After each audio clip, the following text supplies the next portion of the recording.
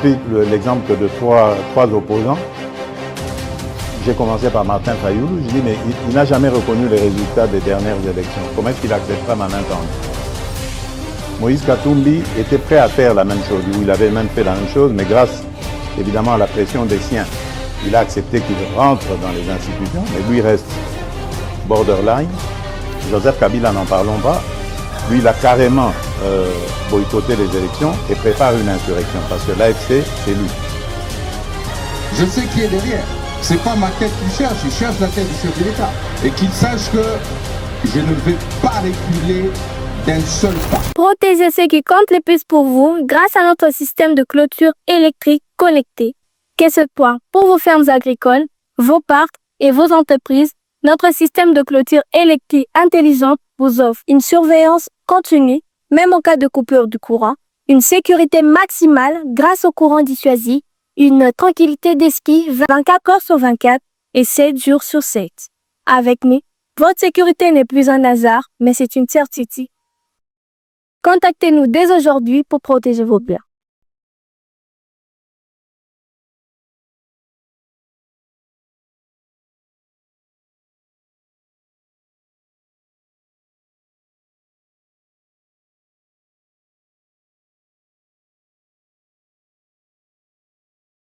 Mesdames et messieurs, très heureux de vous retrouver dans le cadre de notre émission Tolobela Ekolo. Merci de nous avoir choisis. Vous êtes très nombreux, je sais, en République démocratique du Congo, mais aussi à travers le monde à nous suivre. Un grand merci pour cette marque de confiance.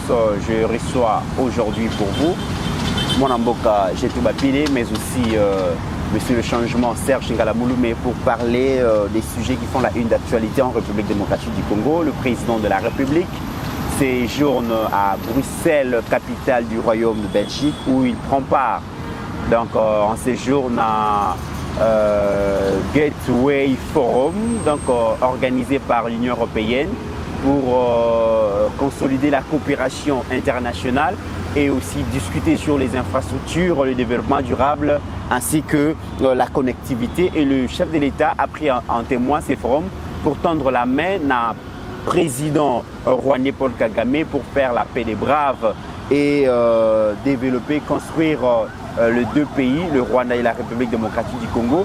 Bokoyoka, cette adresse, voilà, on en parle dans cette émission. Nous allons aussi continuer de prendre les réactions de nos invités sur hier, c'était la conférence épiscopale nationale du Congo. Aujourd'hui, c'est le cardinal Fridolin Ambongo qui donne son point de vue dans la Jeune Afrique. Bokoyo Kayango, qu'est-ce qu'il a dit par rapport à la condamnation à Joseph Kabila?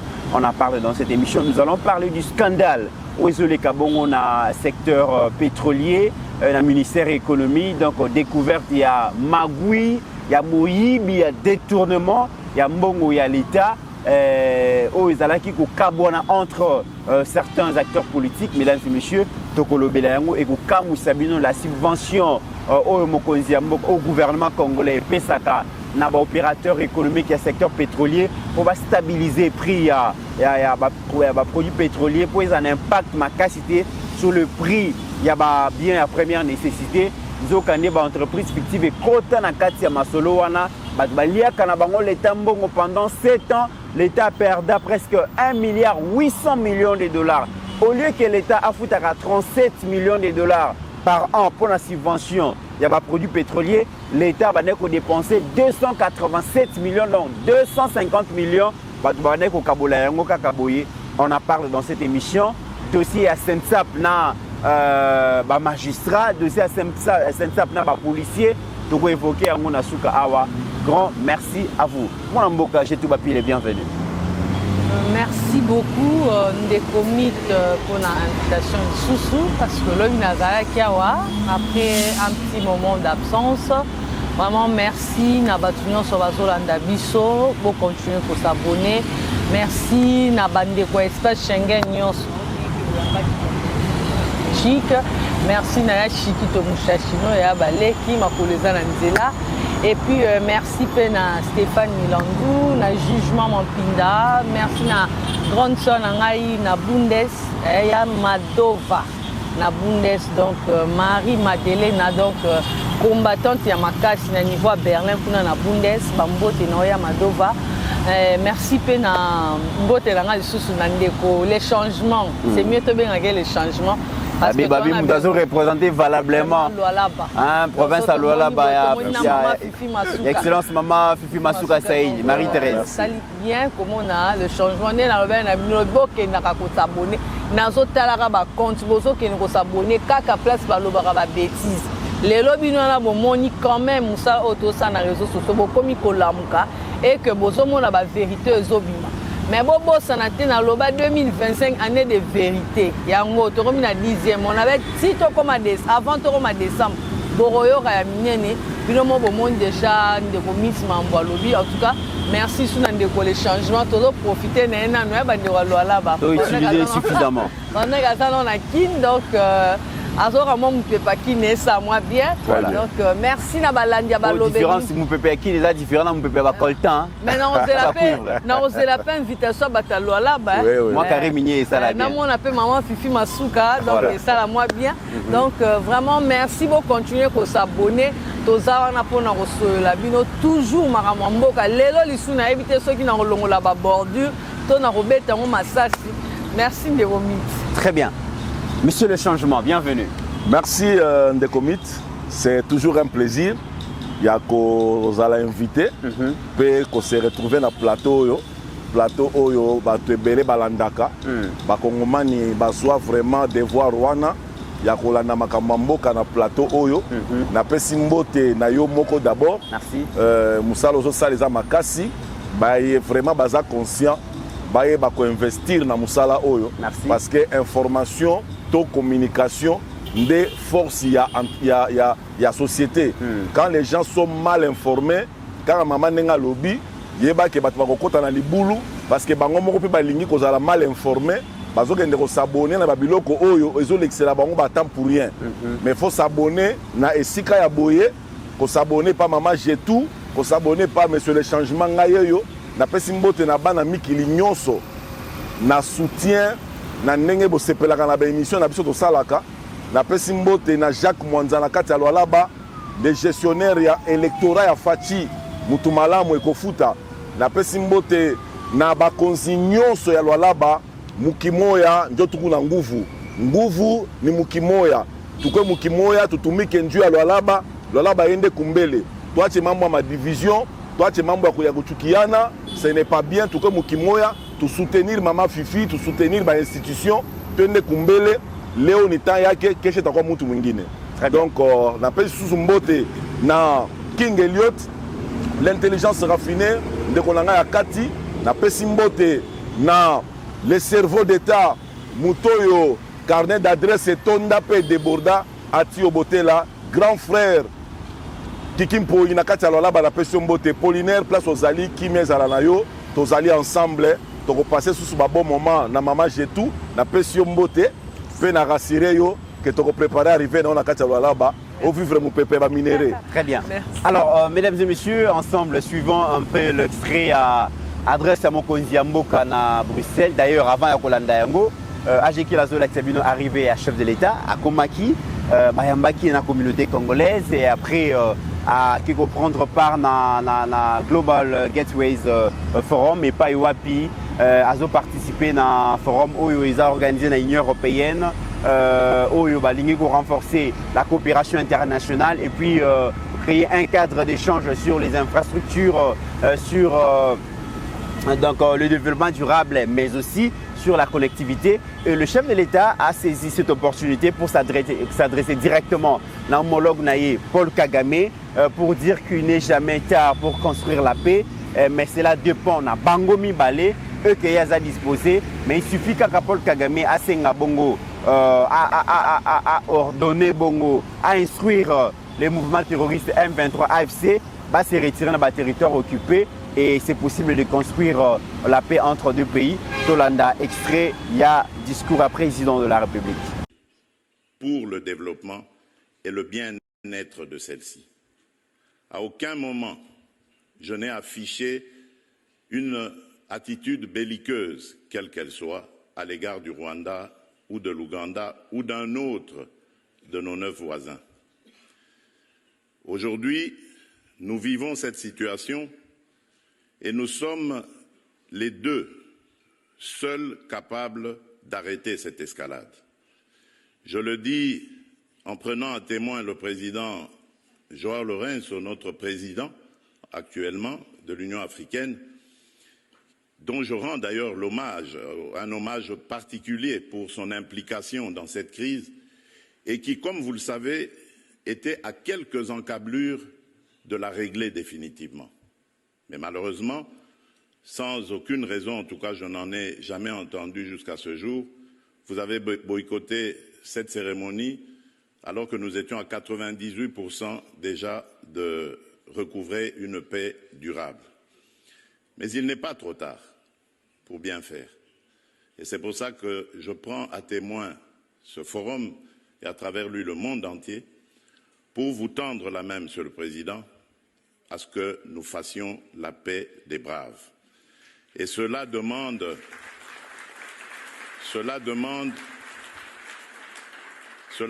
que vous donniez l'ordre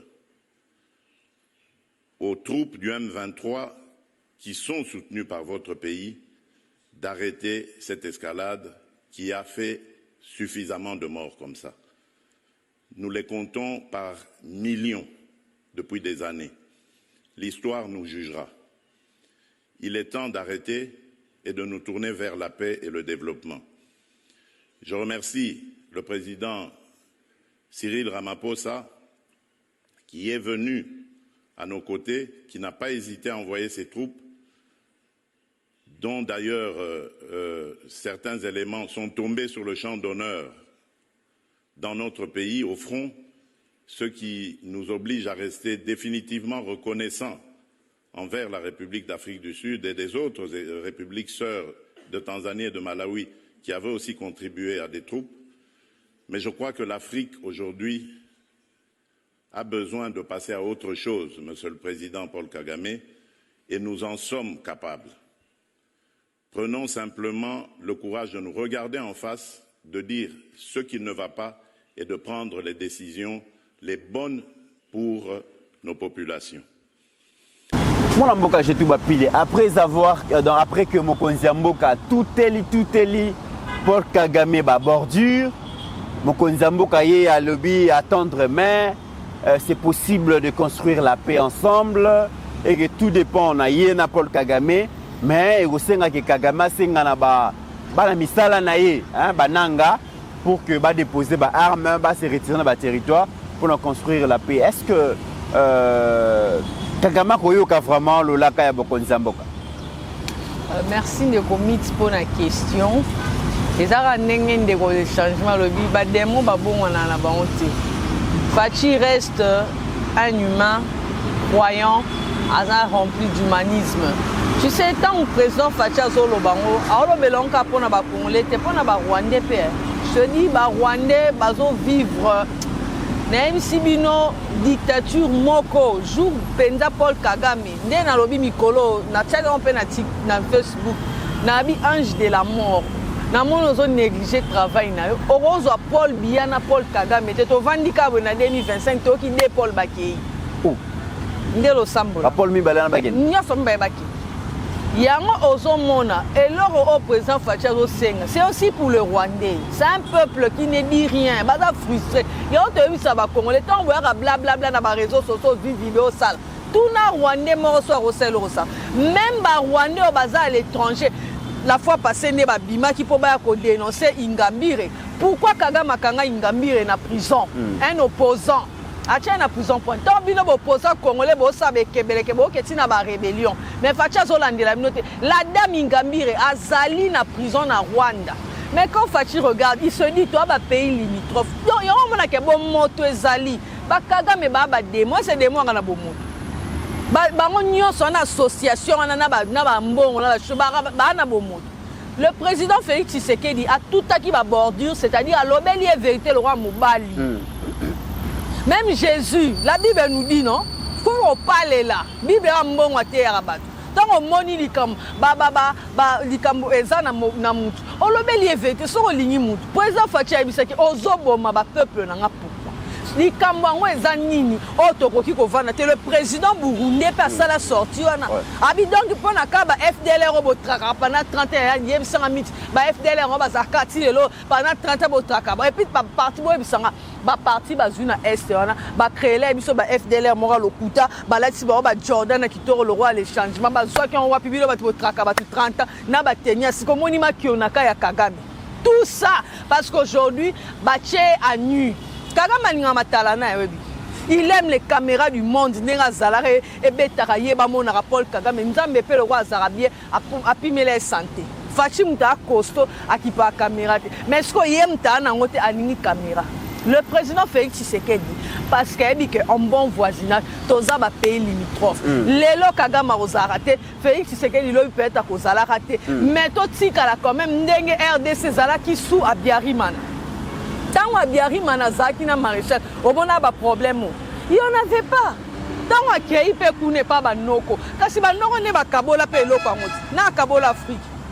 Banoko bango pe ba yebi likambo yango azongeli bango fachi akoki omonenga zana quand tu es chez les parents faut yeba pe maloba roloba azaki pa banoko aroza ciseaux ta tant ba parents bengyo attendre que nous asala ki o mabe il faut alors que c'est déjà la bonne éducation au maman Mars ba pesa apese au pépé na biso Etienne Tshisekedi da pese donc il démontre même la bonne éducation par sa façon de parler na banoko ba belge.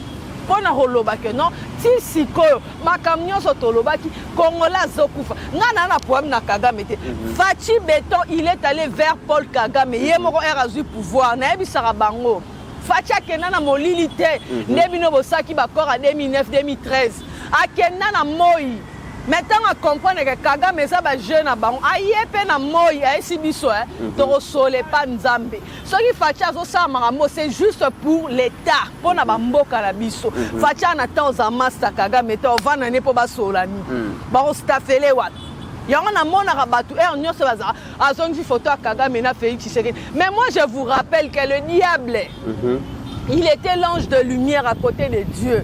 Soki ba photo ezaki mais erotobimi ça rappelle photo ya diable na nzambe. Tango esimbite ba kabwani. Donc on Fachi peut tant comprendre ata bozui photo simai na Kagame.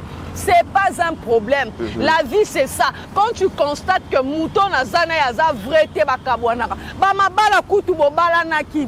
Vous avez passé l'intimité bobota mais bo kabwana. Oyo sa vino.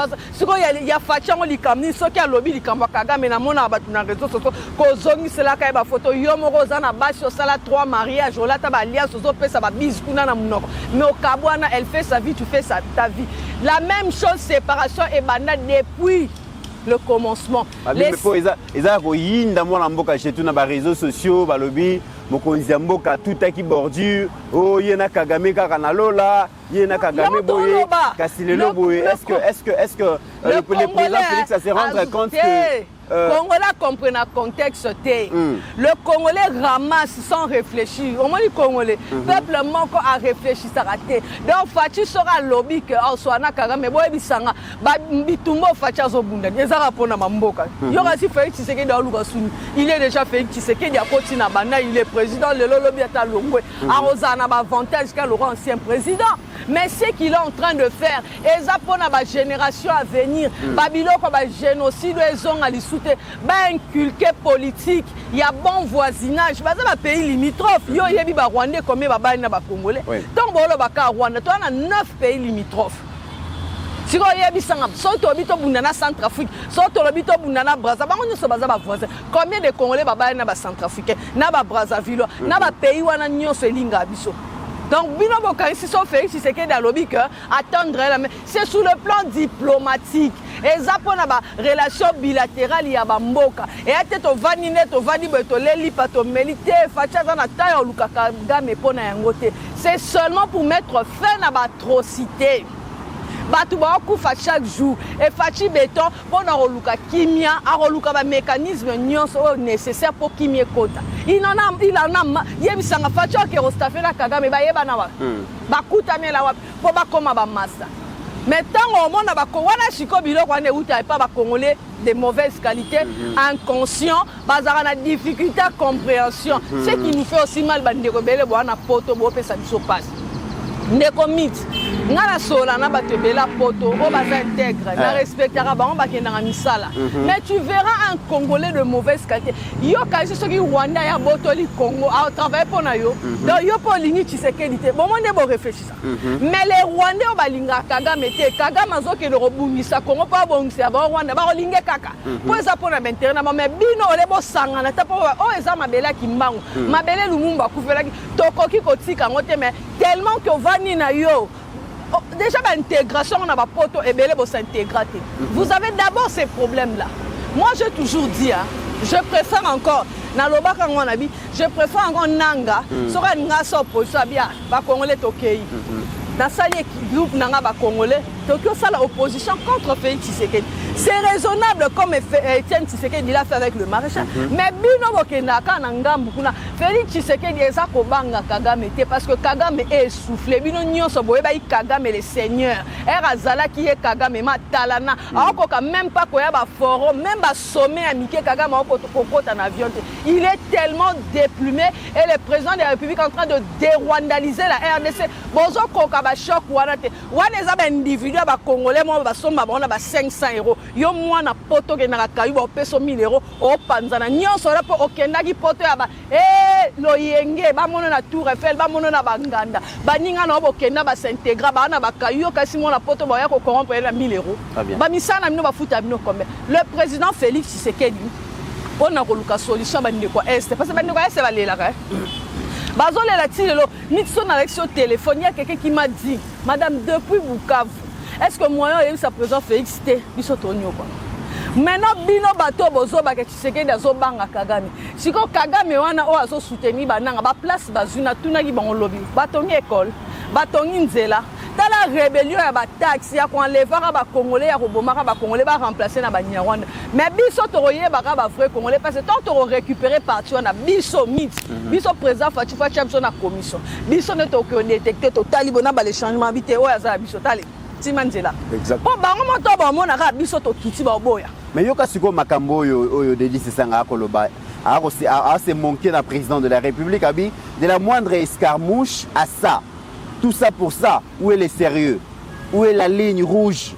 Abi les gâchis incarnés, un président à géométrie variable qui change de position au gré des applaudissements et des voyages.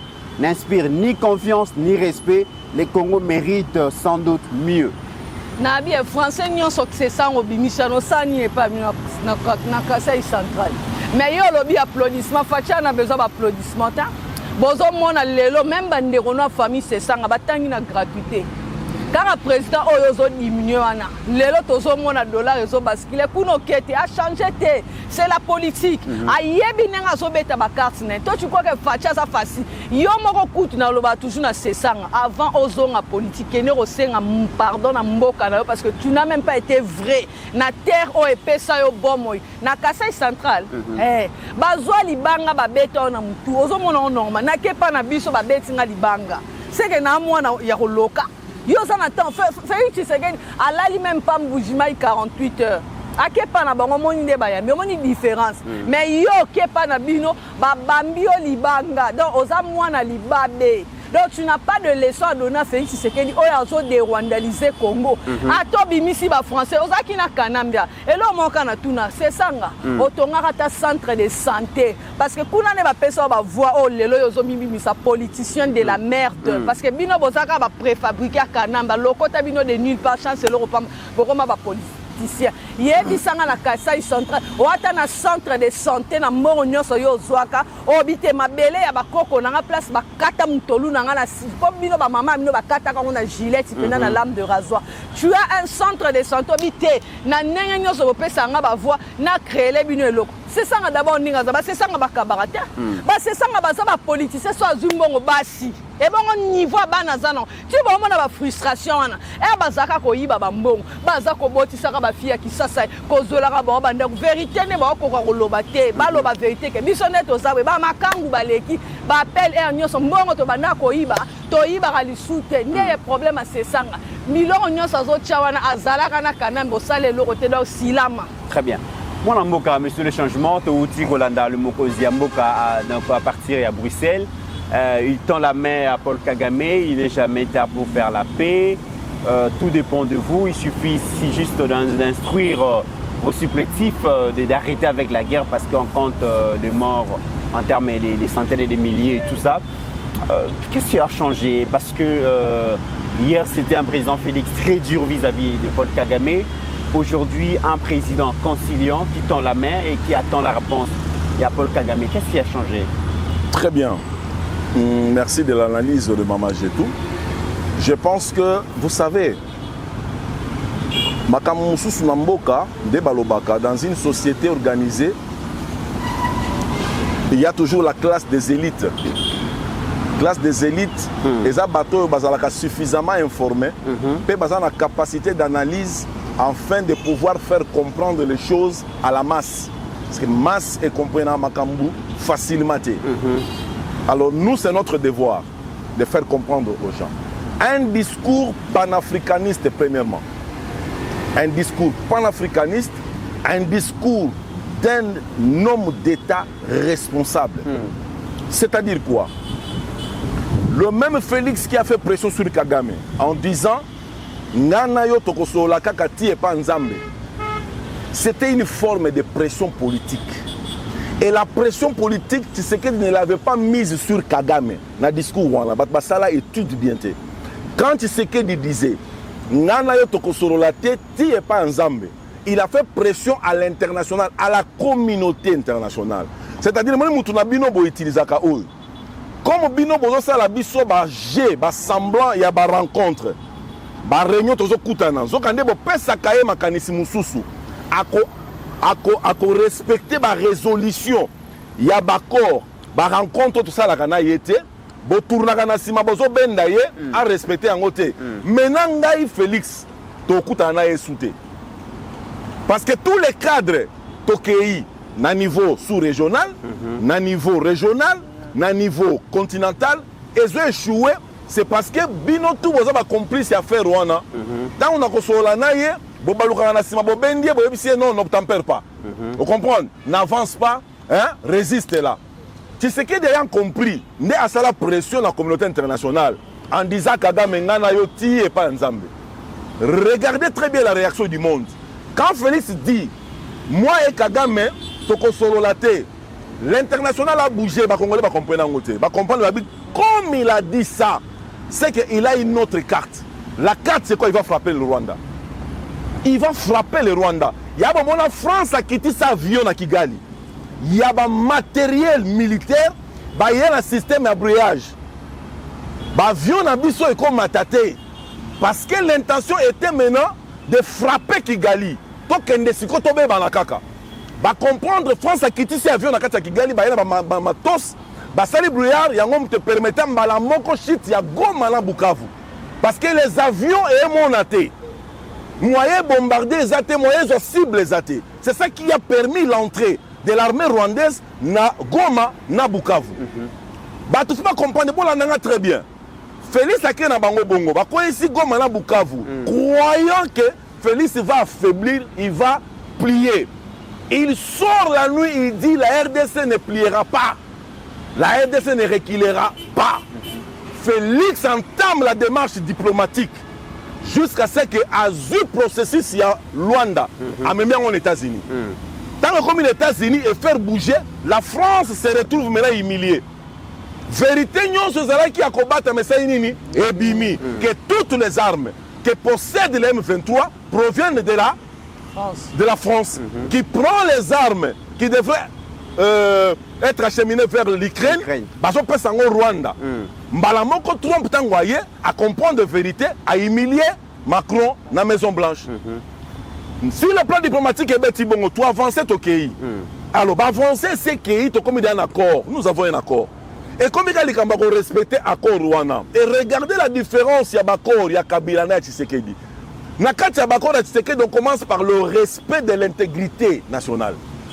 C'est-à-dire on peut discuter de tout, sauf de l'intégrité territoriale. Vous comprenez? Donc, Kagame a déjà placé la Sakangama déjà. Le fait de dire, nous avons levé notre bouclier de sécurité pour ceci, cela. Cela veut dire que vous êtes en RDC. Si le plan diplomatique Kagame a coûté tellement ma casse à reculer, à comment me la paiement. Il y a un moment là quand voyageur a sous-souté parce qu'il a peur qu'à tout moment un coup d'État peut se faire au Rwanda. Maintenant, tu sais qu'il avance. Il faut à un moment, après avoir maintenant étalé Kagame, dans le monde entier, que le criminel c'est lui. Tu sais qu'il vient avec un discours maintenant panafricaniste. C'est pour ramener maintenant tout le monde à comprendre que moi j'ai pas de problème. Le problème c'est lui. Écoute le contenu du discours. Quelle intelligence et sagesse. Il présente Kagame comme criminel, mais avec douceur. C'est-à-dire il le responsabilise de tous les morts. Et puis il dit qu'on en compte en millions. C'est toi le responsable. C'est ça le sens de ce discours. C'est-à-dire Kagame, tu es criminel. C'est toi le responsable de tous les morts à l'Est. C'est toi le responsable de toutes les violences à l'Est. Menga n'attendre sous le bogo, ça il n'a pas son chance. Et puis le Bénin, Nazui a témoin. C'est forum ici. Et d'ailleurs, Azol va même que plaidoirie a préparé qui pour faire appel à la sanction. Azol préféré qu'on suspendre pour causer l'appel, causer la réponse à Paul Kagame. Voilà, c'est-à-dire à devant un fait accompli. D'abord à présenter comme criminel et responsable de tous les morts. Dans le discours, on a Kagame, t'as l'élégance Azol Belayango. T'as le ton avec lequel on a le discours, on a panzayo. C'est-à-dire le monde a dit dans le discours, on a dit, mais oui, c'est bel et bien lui le criminel, mais regarde le monsieur, il est en la main. Quelle intelligence, quelle sagesse à Tshisekedi. Il y a un moment où on a dit Tshisekedi, c'est un lion politique, nous, on a dit Tshisekedi a eu la même, mais Keba, c'est un lion. On va dire que le monde déjà va comprendre que c'est fini. C'est-à-dire, on ne pourra jamais condamner la RDC. Mais à niveau de l'opposition, comment expliquer que pour un étranger, auteur des tueries, des centaines et des milliers de Congolais, le président Félix préfère lui tendre la main, mais pour des Congolais suppléés par le Rwanda, il préfère leur administrer la peine des morts. Est-ce que vous allez la logique? Très bonne question. L'analyse est claire. Kagame, quand il viole nos territoires, qu'est-ce qu'il trahit? Il trahit la charte des Nations Unies, il trahit la charte de l'Union africaine. Il trahit toutes les chartes des organisations où nous sommes avec lui membres. C'est à ce niveau qu'il doit être traité. Mais lorsqu'un Congolais entre dans une affaire criminelle, il trahit la nation parce qu'il est de la nation. La différence, c'est ça. Mon père est à Bino, a violé le territoire. Na moi na Bino, a Zimbabwe, mais les traîtres, c'est qui? Les traîtres, c'est l'enfant. L'enfant est traître parce que lui ne peut pas poser des actes comme ça. Banani va pesi Kagame ba beki pour un narratif naie et ça l'entendu dans le monde. Et ça va bananga na bakabila. Kagame tanga mona zubi botu ya Fati, zubi botu ya Fati Angola. Amélie Pema Kokite, qu'est-ce qu'il fait? Il fait maintenant appel à Joseph Kabila. Yakao se présenter kuna ngana zonga sima. Pona zuba ku ebele. Makambo ngana wanga na ngombe zo simba gate Félix Abisina la poissa. Ngana zolo ba que c'est une affaire entre les Congolais. Maintenant pour simba esenga yo yaka. Yamona Kabila tika ba ntika lukuta bana kotanga wana. Afanda kuna zo tanga nini osala coup d'état ko sabino ko tanga ntiki. Est-ce que yaka kama yebise non tu dois venir. Na balar bimisa balar na yo tchakuna yo fanda na poeza la affaire congolaise. Ngasko bo de douanenga. Facha bi rien ezaka yo. Facha zu Kabila abambie eloko ya solo AFC ezayo. Mais M23 na AFC bino tout patron na bino c'est Kagame. Yo une phrase bolanda Fati nenga zolo wala banini. Pour solution ya etala ngana yo. Pourquoi? C'est-à-dire les Kabila, les Nanga, ce sont des torchons. Si tu leur ordonnes aujourd'hui d'arrêter ce qu'ils font, ils vont obtempérer. Mais là aussi, ça suscite aussi des critiques. Est-ce que lorsque le chef de l'État affirme haut et fort, donc on a haut et tribune, il y a forum Global Gateways, que aujourd'hui la paix dépend, la résolution de la paix dépend de Paul Kagame. Vraiment, donc en grande partie, parce que c'est Kagame qui doit ordonner au M23 et à se retirer. Est-ce que ce n'est pas une façon de dire qu'on a capitulé?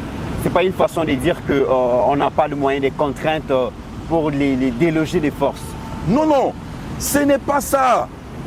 La guerre, peu importe ce qu'elle est, peu importe la position dans laquelle vous êtes, mais si vous êtes un panafricaniste, quelqu'un qui aime la paix, qui aime voir les populations africaines vivre en paix, vous allez toujours demander à votre adversaire d'œuvrer pour la paix. Même si vous êtes en position de force, mes frères, vous comprenez ma moto, vous avez d'implication, de ramification, de conséquences à la guerre. Vous avez les fatigues qui réarmer l'armée, ceux qui ont visité le ciel rwandais, vous avez des gains. Moi je connais le Rwanda, les Rwandais sont des montagnes. Rwanda, ça dit que vous avez un avion là. Pays de 1000 collines. Pays de 1000 collines. Ça dit que vous avez une bombe qui tire bas, tout la montagne. Et que vous avez des dégâts. Burundi a fait la frontière. Tanzanie a fait la frontière. Ouganda a fait la frontière. Maintenant, on s'est déversé car ce n'est pas un abysso. Qu'est-ce qui nous manque aujourd'hui? Il y a s'imposer et puis qu'on retire, donc qu'on récupérer le territoire en Abysso. Très bien, une très bonne question. Je vous avais dit la fois passée ici, il n'y va pas seul. Il faut un travail diplomatique afin de convaincre les alliés de taille. Pourquoi? La guerre, ce n'est pas ce que vous voyez sur le terrain. La guerre, ce sont des arguments diplomatiques et politiques. Ozo attaquer hier réseau Zanini, banani bazanayo. Parce que, on combat à Rwanda, on comprend. Ce qui sur le plan diplomatique, au tandi était. Azana Bali, Azana Bali, sous région et Pelamoto. Sous région de Pelamoto, Batmamona yote, Batmamona raison na yote. Batmamona erreur politique yo sali, il y a aucun nommé guerre. Kabila le père en Wandimi, ba memaye par la voie des armes. Aya na mboka oyo. Il y a mon conséquences terre. Mais le Kabila le père a tiré les conséquences 30 ans de millions de morts parce qu'il y a mon pouvoir. Guerre comme on attaque na Congo beta Rwanda.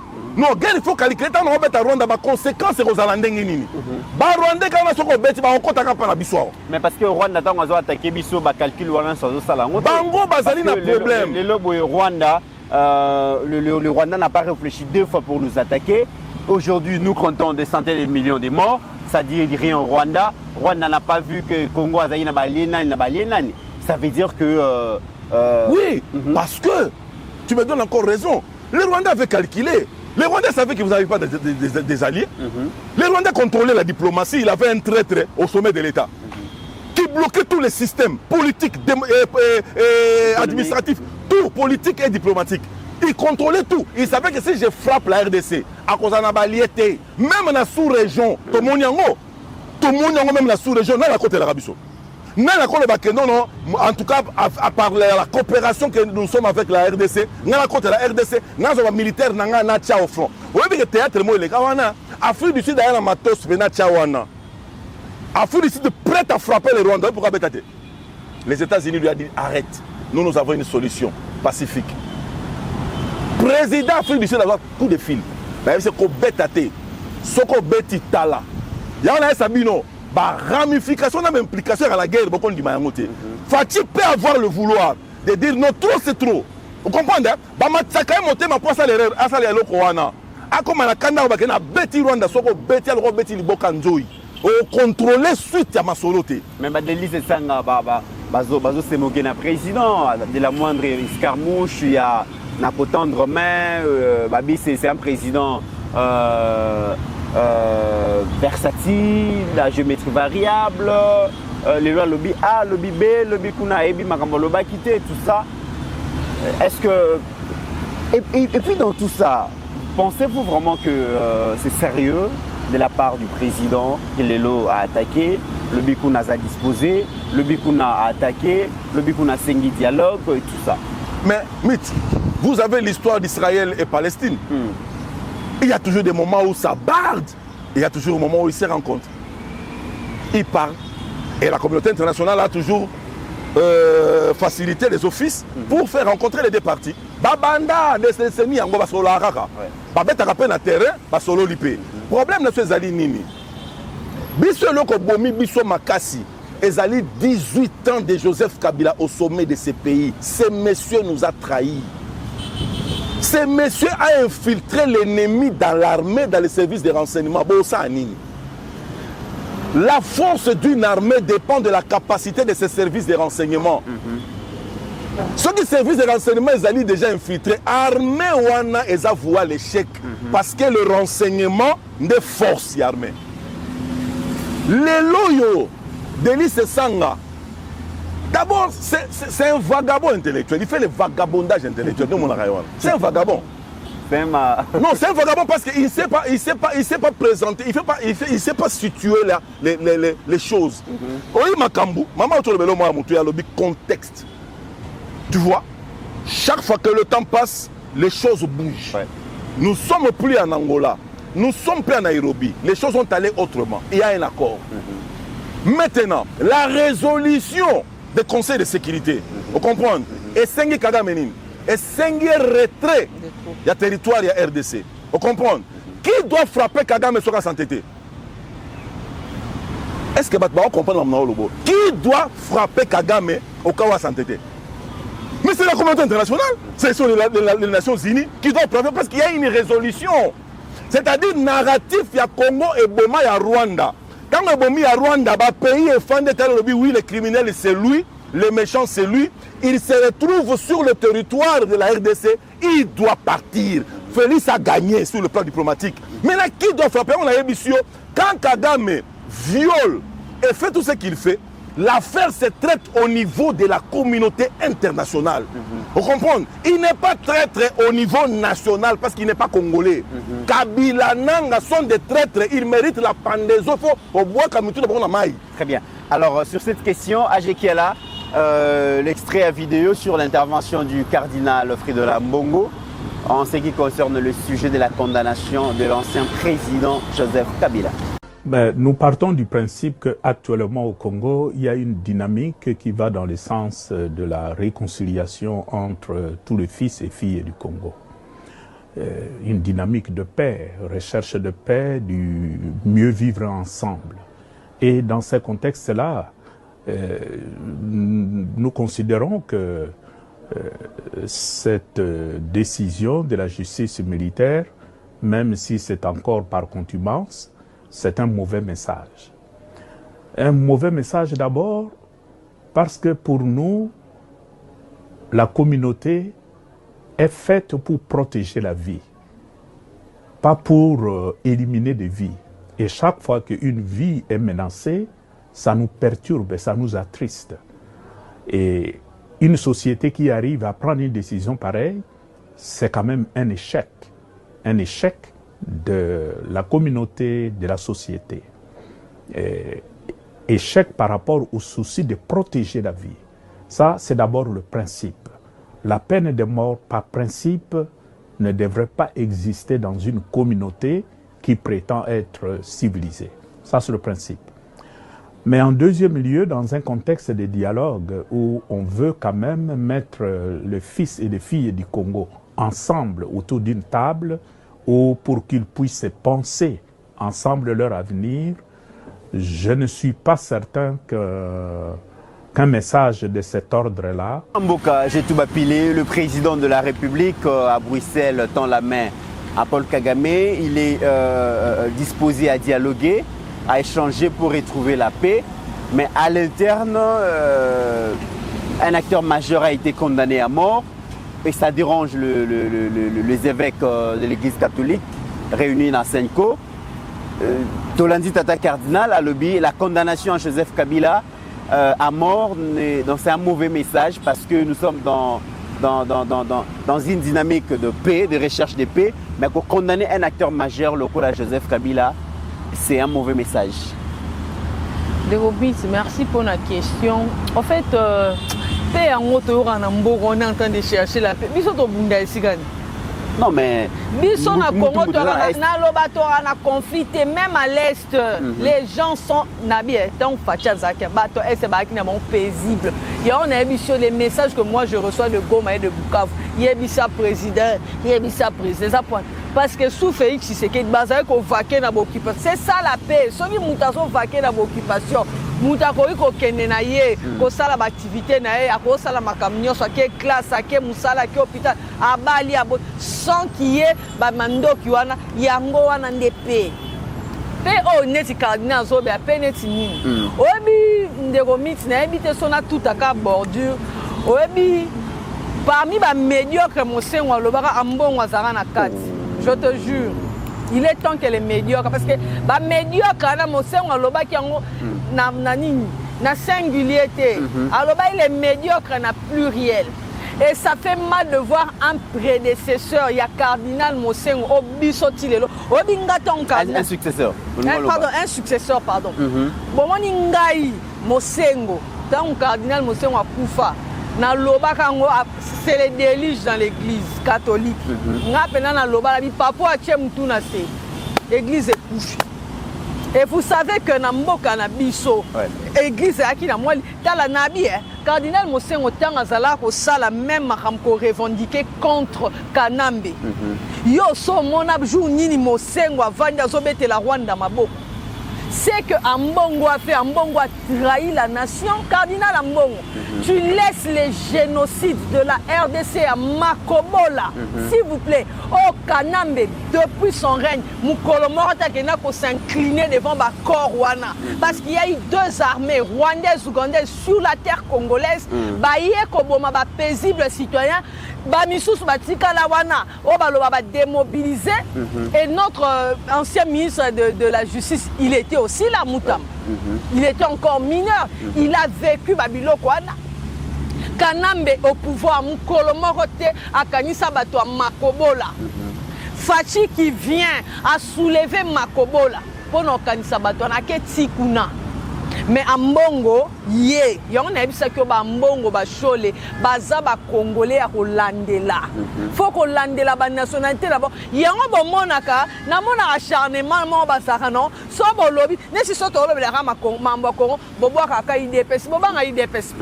Bino mo ka bolo ba IDPS za parti mo ka boye boye. Boba nga ba on pote. Bo biso to bina biso IDPS to côté na IDPS, mais comme c'est le parti au pouvoir, tozo accompagner Bitumba oya mokonza mboka Congo et Zonga, nous accompagnons la vision du chef. Bobanga Ranoni. Ceux qui bobi que IDP ça n'a pas tout binonde bobimi ça va partir à Tomayele. Mais on vous a donné ces pays 18 ans. Où est le PPRD aujourd'hui?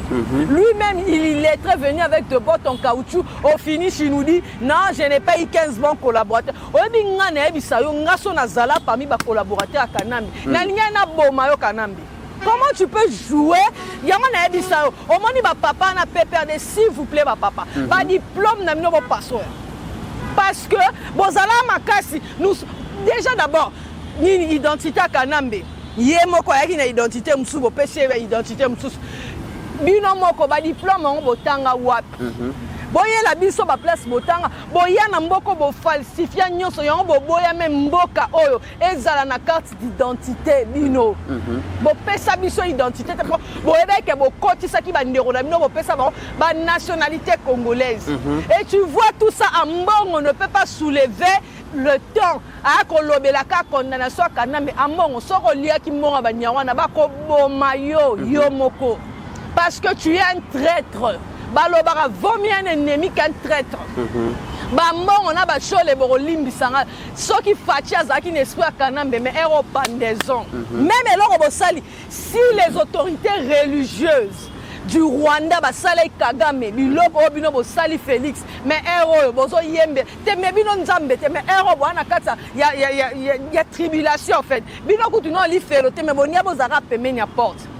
Comment lelo Ambongo cardinal abosani balu kulula batumba bango bazikisa bango na ese olobela ngota Ambongo on a condamné Mutamba on t'a pas vu parler mais aux autres défendre un criminel qui continue à tuer Tito Vanisiko Azan na ba M23 Azan ancien président kaka yemro constitution yon a ngolobe la constitution chiffon na te na loba photo changer aloba ka soki comme ancien président okoki suko cham no na politique ité à se retrouver dans la rébellion point azoluka dialogue anini a Monique ba vérité bimi fatia yebi ko banga ko zala exposer a komi ko luko moni nengeza système bo beta dame te a Monique ko mo pola banjo panza ba bouchon ndebilo kanamba osala ndimana yo parce que le Congo t'a donné tout ce qui fait mal c'est quoi ndeko mit cardinal Ambongo bosani Thérèse Kapanga la kufa na kitambo a bosani ba sango omona ke bobosani garçon mo bando benga so popol ba jegat omoni sango osali au nom du père obendi e croix ambongo ayeba solo wana te ou bien ambongo bango bazaki na plan mosengo akoya po batia ye pona lobango ndeko miti cardinal akufa ndeni Olive Lemba salisa anniversaire yo ko ndima mwasi no asaiselo anniversaire yo mo yete batu baye ezate kozaki na incapacité o yate Pozaki ancien président Olobate que nana occupation mais abengi saka cardinal Mosengo et là où j'ai toujours dit ba chole ba ebili kamna liwa cardinal Mosengo cardinal Mosengo liwa na ye e kozala venger parce que après quelques temps il y a anniversaire fameux anniversaire au Kanamba yate toki ka Mosengo a sali crise et puis ce qui est bizarre c'est quoi toya ko mona ba vidéo ya Kanamba na États-Unis bazo yembela et puis birthday oncle Joseph bana mo si quoi anniversaire il y a Kafu au moins ça salé là que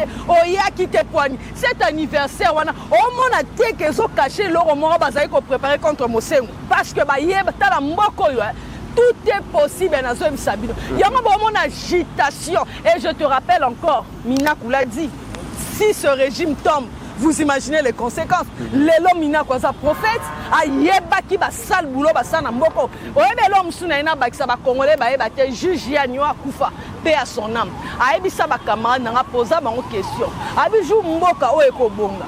Boyebi ba bandoka nga banani boso. Ba nyinga nga ba so sa stage kuna la grande instance. Ba répondre juge ya ba bité ba politicien. Juge ya na taliban nga yo politicien te. Eza bato bobenga ka ba sali na nzambe. Bangonde ba sa bato liboso foko kangana mboka parce que ba problème mingi mboka o si to koma bo ezaba lelo yangana to mona bozo mona ba sortie médiatique ya mbongo il n'a même pas pensé à Rossi Chimanga o atika ba orphelin Thérèse Kapangalo azaki na vocation comme sœur religieuse et katana na katikat ba lui kulula ba sango nyoso ba bima ba victime ba boma ba ontikuna na ba kasai ambongo amonité mais aye ko clamer innocence pour ebisa biso que non division kokota po bo condamner un rebelle pendant que ba innocent ba kufi ambongo évangile en yo tanga théologie nyonso pour ko sortir biso ba bêtise ya bo pesa peuple congolais kanda to église catholique ko pesa ba chrétien catholique kanda en tout cas on a reçu qui ça cardinal de la médiocrité c'est ambongo. Très bien.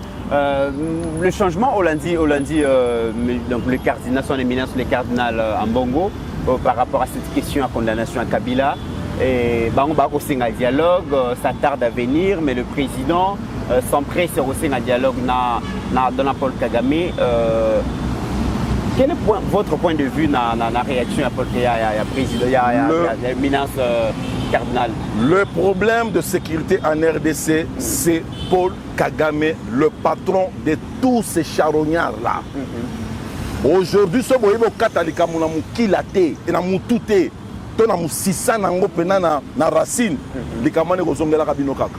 Racine a problème c'est Kagame, son esprit expansionniste et la soif de gérer l'est du Congo.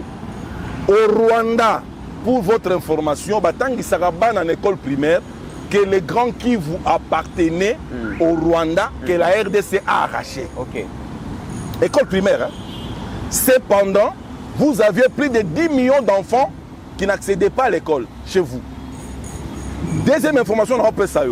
À l'école primaire au Rwanda, on montre déjà des enfants, filles comme garçons, à manier l'arme. La routine de nos vidéos. Hein? Vous comprenez hein? C'est-à-dire on les prépare à la guerre. On les prépare à quelque chose. Ambongo qui se dit qu'il est notre père. Ambongo cause la papa n'a bisoté. Ambongo cause la papa n'a bisoté. Tu cause la un papa démonté. Ok. Un démon ne peut pas être notre père. Un père, c'est l'humanisme d'abord. C'est la responsabilité. C'est l'ordre. C'est la discipline. Ambongo à cause de la papa, il y a des Congolais qui font le maloba. Les Congolais à cause de un père démonté. Ça c'est un démon. Mais ce qui nous a fait penser, il n'est même pas pécheur. Parce que le droit de recevoir Christ revient au pécheur. Ça ne revient pas à un démon. Papa, comment voulez-vous qu'Ambongo peut nous dire? Je fais l'analyse de se dire que partant du principe il y a que moi, Nata Sali Mabe, il faut toujours que Luka Kimia Nandako. Qui papa? Qui papa? Nous avons la responsabilité de l'État. Il a besoin de la logique à qui papa? Papa. Non. Il a des responsabilités à l'État. Protection des populations, sécurisation de l'État, donner la vie aux populations. Vous comprenez? Maintenant, Tshisekedi vient. Il trouve une situation d'insécurité. Plus de 100 groupes armés à l'Est, produits par Joseph Kabila. Vous comprenez? En complicité avec toute la classe politique Pobalia. Parce que l'insécurité à l'Est a fait les affaires. Il y a des politiciens belés. Il y a des Est, Bimbawana, caméra, Talanga, ce caméraman. Il n'y a pas de leader politique. Ce sont des affairistes tous qui ont sacrifié les leurs pour leurs intérêts propres. C'est ce qui devient, il s'engage avec le processus de Nairobi. Les groupes armés sont ayés, y compris M23. Donc, selon la logique, il y a déposer des armes, il y a un programme, il y a cantonnement, identification et réinsertion. M23 va comprendre que ce qui est un or, comme un élément de pression à chaque fois qu'on a besoin de quelque chose, c'est comme ça que la porte va bima. Maintenant, la paix qu'on nous dit, la paix entre Congolais, c'est une distraction au Saganaté.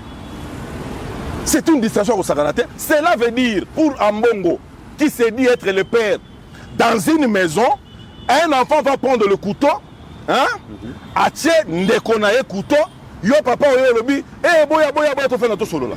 Vous avez la kimia, mais moi quoi zoki déjà. Moi na wana atie moninga mbeli aza punité. Au nom de la paix, de punir riete, boyebi sa fa rende kone ba solo là.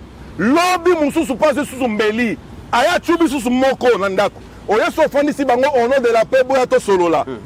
Est-ce que tu es un papa vraiment? Tu es un criminel? Ça dit ta maison c'est une jungle, parce que c'est une maison sans discipline, sans sanction, c'est une maison de fous. Il y a un moment où tu vas Mbongo na Kabila, balinga comme ça Congo comme le rendez-vous de tous les fous du monde. Et le secrétaire général c'est ici Kinshasa.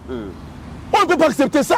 Que dans une maison, moi na moko azawana azamobulu, akoki kosala nyonso alingi apanzi mesa, apanzi télé, ake na cuisine, asuti ndunga biloko kolia, baninga balala nzala. Et yo ye papa boya to fanda to solo au nom de la paix na mongongo lukuta bazanga na côté ya wana ndele ba santu. C'est un démon. Une maison qui n'a pas de discipline, une société sans discipline, c'est une société qui est appelée à disparaître, papa. Comment vous acceptez maman otukolo bangwawa? Pona nini pobo sala nini na bino ba revendication na bino, il faut que ndeka la est. Il faut que boke ndeko s'allier na Rwanda. Pona nini eloko ni bokashaka place wana. C'est pour vous dire que ce sont des marionnettes. Oyebi Mobutu. Mobutu afanda na utenika boya hata la Kabila. Première fois là comme marionnette et mala moloka Mobutu. C'est Mobutu qui a prononcé les mots marionnette et continentalito inanga. Mobutu regarde Kabila le père à Ebissier. Tu n'es qu'un marionnette, tu ne connais pas ces gens. Ils m'ont poignardé par le dos, ils te tueront. Ayez la haine. Mobutu na utenika, Mandela la kati, Mobutu ata la Kabila. Kabila lingo tala Mobutu der. Mobutu a fait l'effort ata la Kabila, Kabila ta likolo. A saboté Mobutu. Mobutu a segui Kabila parce que Mobutu a un élément à SIA. A que j'ai servi les États-Unis, j'ai servi les grandes puissances. Aujourd'hui, je suis un témoin gênant. Baliba eliminenga, ba komina affaire na batuti. Ya ba eliminenga ba eliminenga. Mais yo marionnette, affaire eza ya yote, affaire eza batuti. Okodae. Très bien. Kabila le père Adaya. Vous comprenez? Donc aujourd'hui, ce n'est pas un macrafougnard le roi Nanga qui va venir nous donner l'impression que Yenda ont mené rébellion. Nanga ça la rébellion wapi. Nanga yebi armée wapi. Nanga yebi quoi pas ça la rébellion. Yango tolobi na mbongo. Soki bolingi kimia na mboka. Bino nyonso bo condamné Rwanda. Source ya crime ezali Kagame. Le criminel c'est Kagame. L'assassin c'est Kagame. Kabila, Nanga, tous les Sesanga là, tous ces gens là, ce ne sont que des marionnettes que lui a préparées pour congoliser l'insécurité à l'Est, a justifié qu'ils allaient à faire congolaise. Alors Nanda Kunabiso, tous en a problème. Tous en a problème. Biso Potofana, tous on besoin bon. Voilà. Alors, tous les sujets, il y a des subventions, il y a des produits pétroliers. Moi, j'ai tout l'État a subventionné les produits pétroliers pour stabiliser les prix à biens et à première nécessité.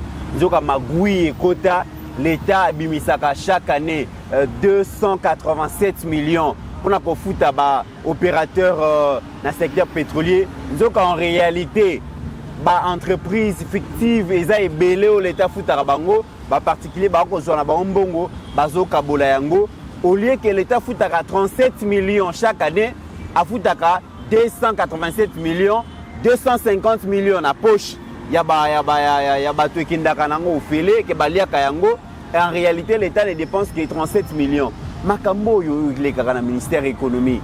Ba bati luko ebo ba le kawana, ba kasa bandubo ba le kawana, ba Vital Kamerhe ba le kawana, ba tebele bele ba le kawana. Dossier o ezalaki okoti kop oli okangi munoko. Okoti kop oli okangi munoko. Mais mukoko samba tango ya koti alobinga na za patriote, na ko cautionner likambo oyo te, c'est que les bimi et comme ça, les Congolais mité mama paix à bateau ba dirigeara biso par moment. De commis, au moins makambo nyonso otozo découvrir le lot de 2025 année de vérité. Yango bo moi bazo luka muto a Tshisekedi. Et ça l'a rassuré que quand tu deviens ou bien tu es un Congolais de bonne qualité, comme l'homme à battre. Au moins le ministère économie ana ezaraka so ba nommé au moins bendo Pakistan ba le tala paquet ba question ministre ba kango munoko. C'est ce qui se faisait. Et belé, même sous le régime de Félix Tshisekedi, oh, balobi baza ba collaborateur à Fachi. Vous êtes tombé dans cette sauce. Boka ke lengi non. Ça date. Au moins niveau la biso faut ba réformer côté na ba niveau entreprise. Il faut qu'il y ait des réformes nazo biso que tant kanamba zala ki surtout yena mabunda.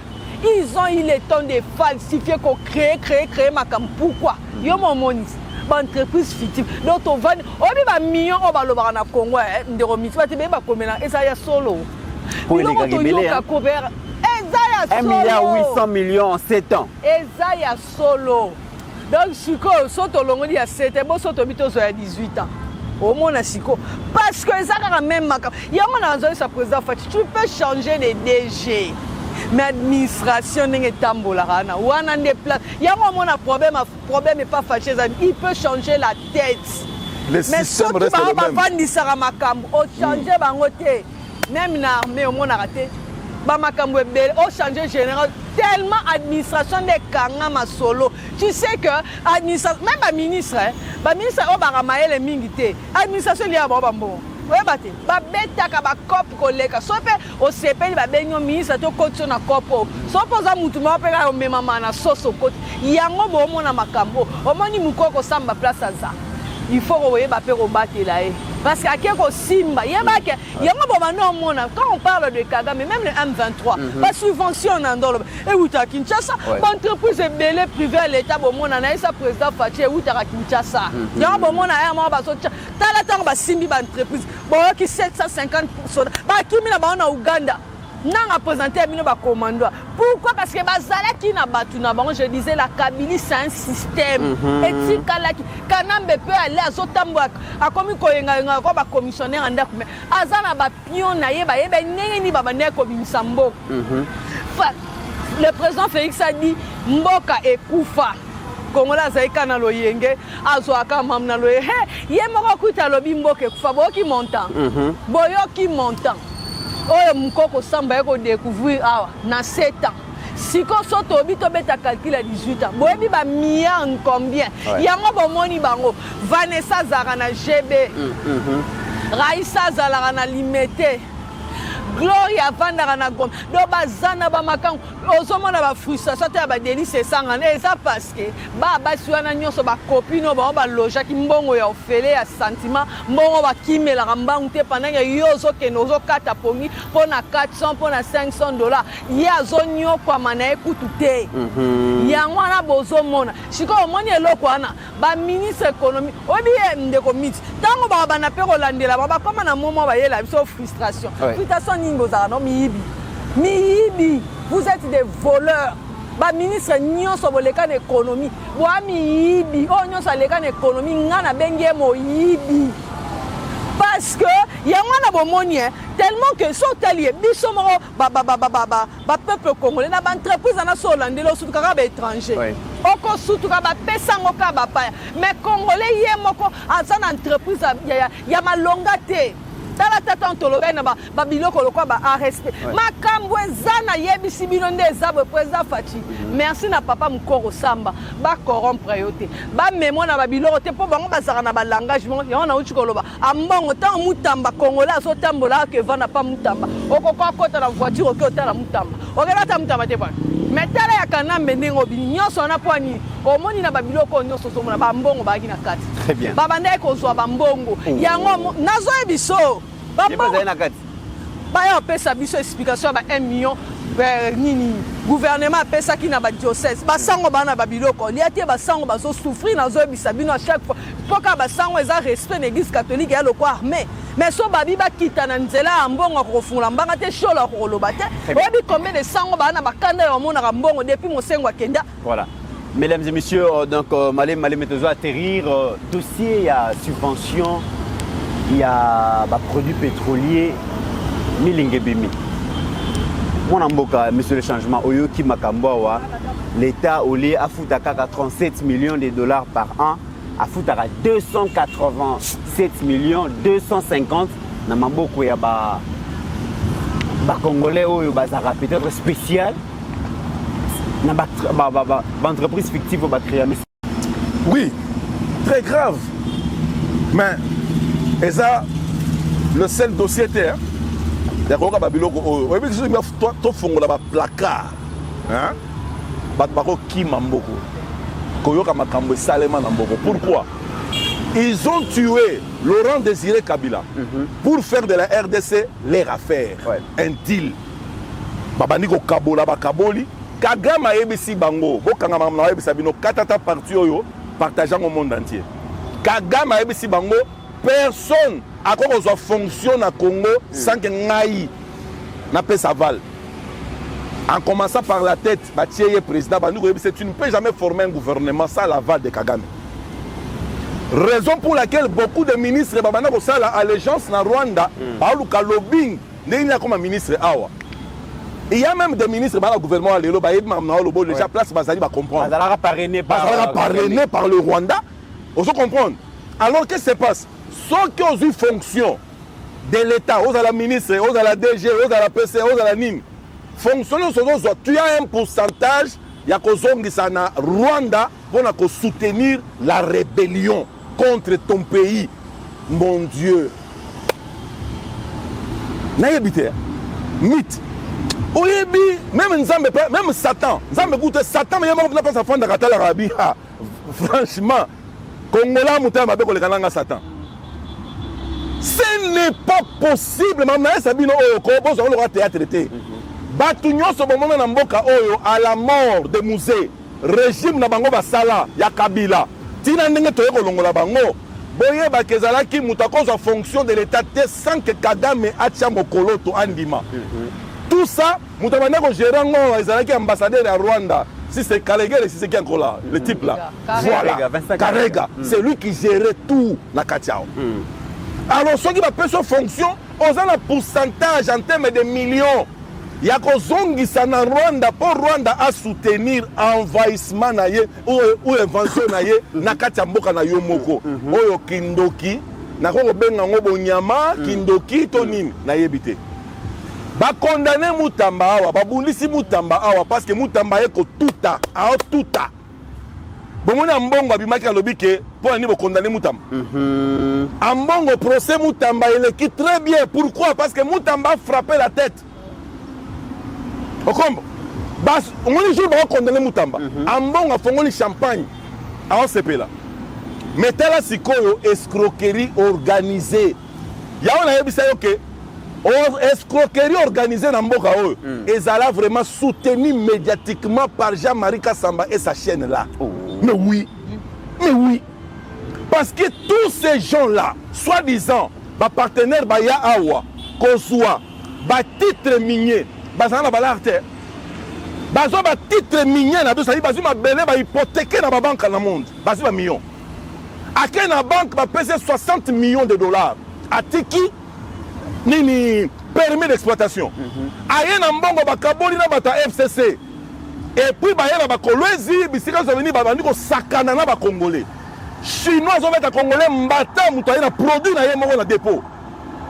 chinois beti mbata bengane pa kangi produit kobimate ali on a teneur ali on a poids tala bescroquerie ko ya marque oyo sangisa yango sikoyo na ba carte liée au trésor public $50,000 le mois bazali combien plus de 250 personnes o kindokité oyo kindokité ça touche si vous yebisanga produit lokola ba produit pétrolier ba carburant nde sala ka mboka et nde sala l'économie en mboka parce que carburant ce que ça la problème tout est bloqué. Ouais.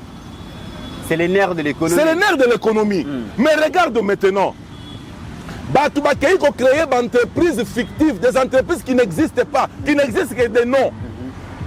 Mais yenda zana simawana. A cause que les Libanais ont des entreprises. À ça beti match na Libanais que yo soke kuno beti bonaboye par ko yawana na zana par na kati.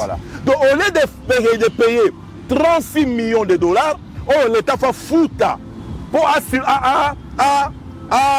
suppléer na ba dépense ya carburant bango ba matisi yango jusqu'à 280 quelques millions papa nanga ba olia mboka plus de 250 millions de dollars. Imaginez-vous tozalaki na mboka ya batu ya ndenge nini. Voilà pourquoi maintenant bomoni et là il y a développement ya Fachi et so zo moi kilo parce que coûte système il y a une Fachi avec Sakabino je dois déboulonner les systèmes pas ta comprendre pas ta kasaki Fachi parce que IDPCY d'un coup de baguette magique changement koya non le changement c'est un système le changement c'est un processus ton coût classe politique de pourriture ton coût ba mémoire ton coût ba mbebele il faut que na malembe on a reçu qui ça les problèmes du Congo c'est l'homme congolais. C'est l'homme congolais. Si Félix Azoloba, mais c'est le président. Nana yon est encore résoudre les problèmes. Bah tu vas comprendre le langage Wanate. Bah comprendre le langage de ce qu'il dit. À Beteli Kagame dans les mois qui viennent ici. Parce que là, tu sais que dans l'accès dans le monde entier, le Congo n'a pas de problème. Les problèmes, ce n'est même pas Otozo Monawana. Les problèmes, c'est toi parce que tu es le père. Yaba Kabila, le père Yaba Kagame, Yaba Nanga, le père Yaba Sassen, Yoso Bafani na Congo, Baso Boma Batuna Est. Yoso Kolobina Bamba Bima, Wasa Nini, Bakobima. Et Ali Kambo Yambongote, Ayarobenga Biso Tosola. Merci, monsieur le changement. Merci, Jedouba Pile. Merci à AG Kiala. Je vous recommande ma clôture.